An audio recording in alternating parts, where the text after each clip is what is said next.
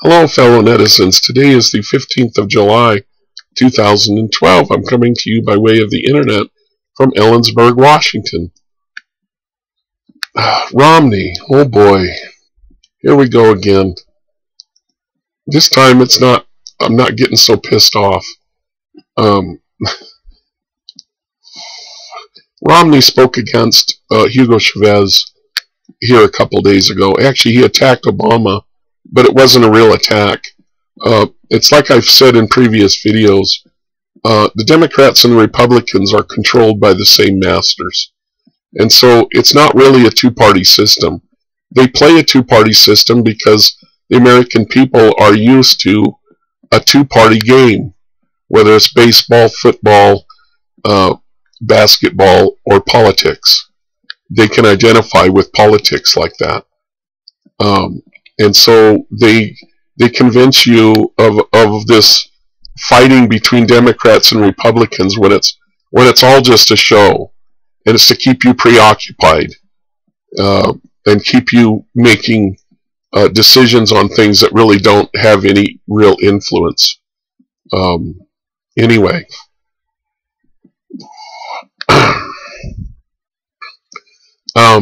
Romney attacked Hugo Chavez, and so I'm going to talk about Hugo Chavez here for a little while, and Venezuela in general. Venezuela gained its independence back in the early 1800s, and so it was called the Bolivarian Revolution. Okay, and it was because there was a the man. It's sort of like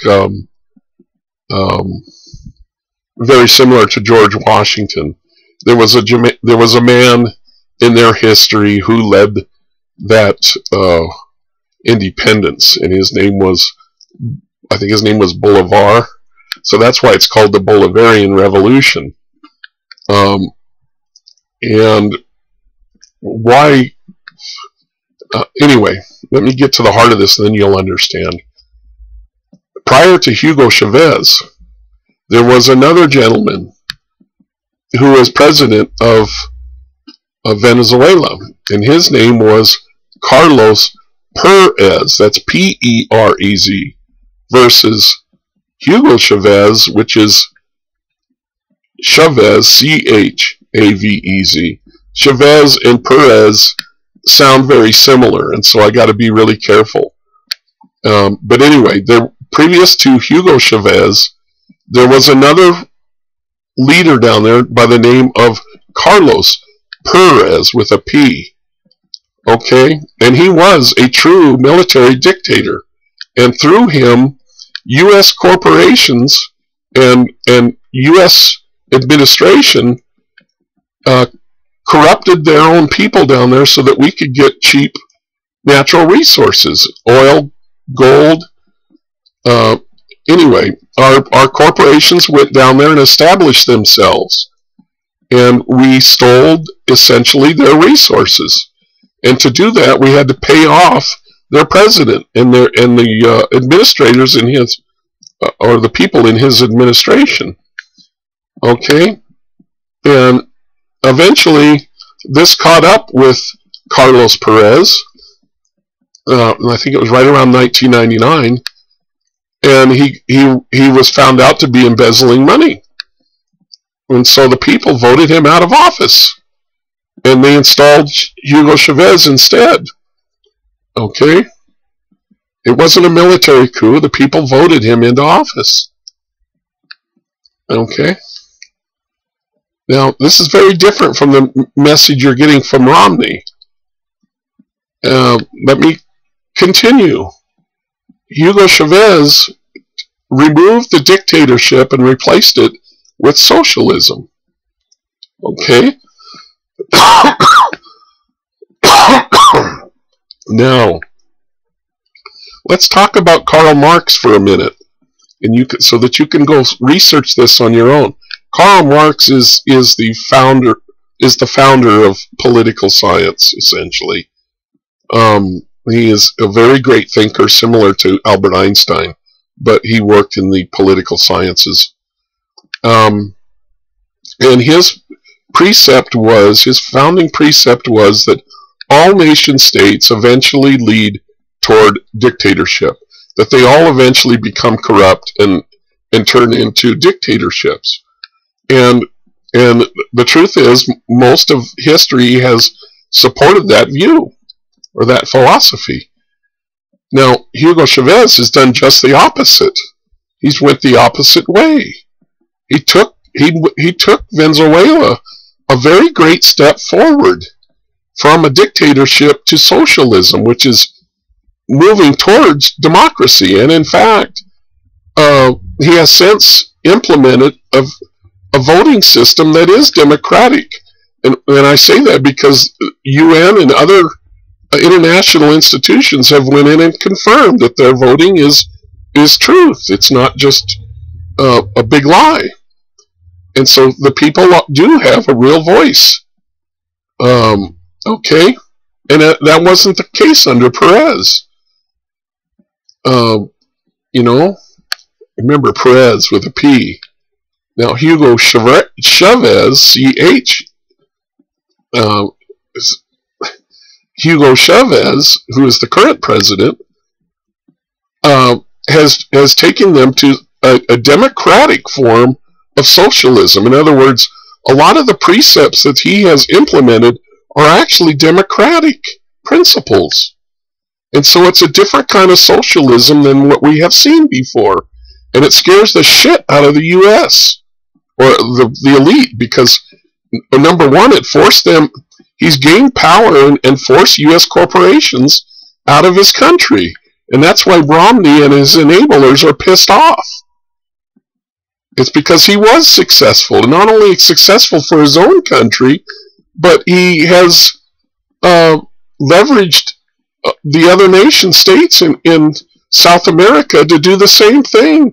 And so America is being forced out of their out of essentially what were slave labor situations, and these corporations are being forced out. U.S. corporations are being forced out of these South American countries. And so, yeah, our 1% are pissed off because they're not able to steal their resources anymore. And so we got criminals here in the U.S. that in our 1%, majority of our 1%, that want to strike back because these truths have come out. Now Romney's, of course, trying to hide all of this, but let me tell you what Chavez has done in the last 10 years since he's been president. Okay?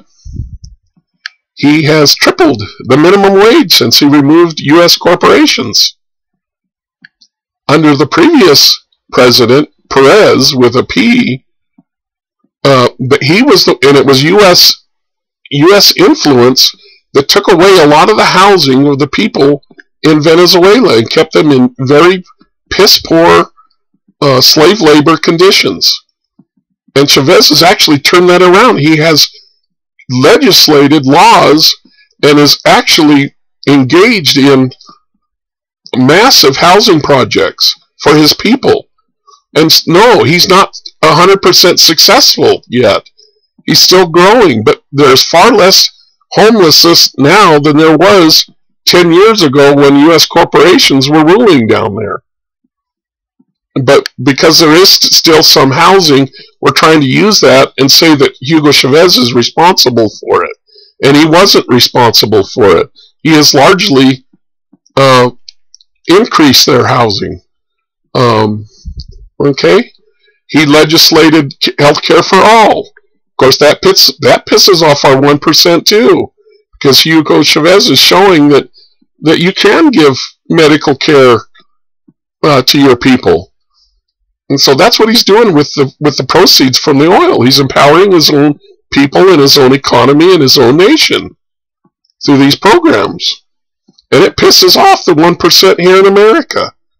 You know, that's really what's going on, people. And that's what Romney doesn't tell you. He's a lying piece of shit.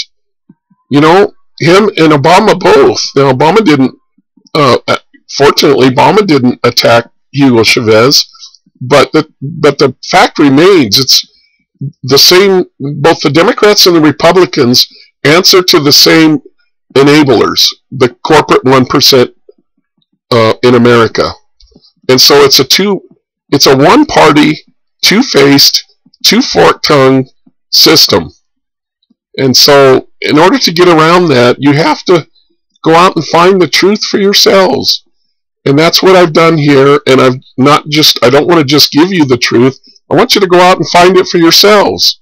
You start with Wikipedia before, there's an active effort right now to corrupt the documentation in Wikipedia about Venezuela, but for the most part, people keep getting out there and putting the truth back. And so, anyway, I'll talk to you more about other things, but that's enough for now. Romney is a black-hearted son of a bitch, and you need to understand that. And he wants to take us to war with Venezuela because they are the fifth largest. They have the fifth largest oil reserves, and that's why we're attacking them and not Bolivia or Brazil or whatever. Peace on earth, goodwill towards men.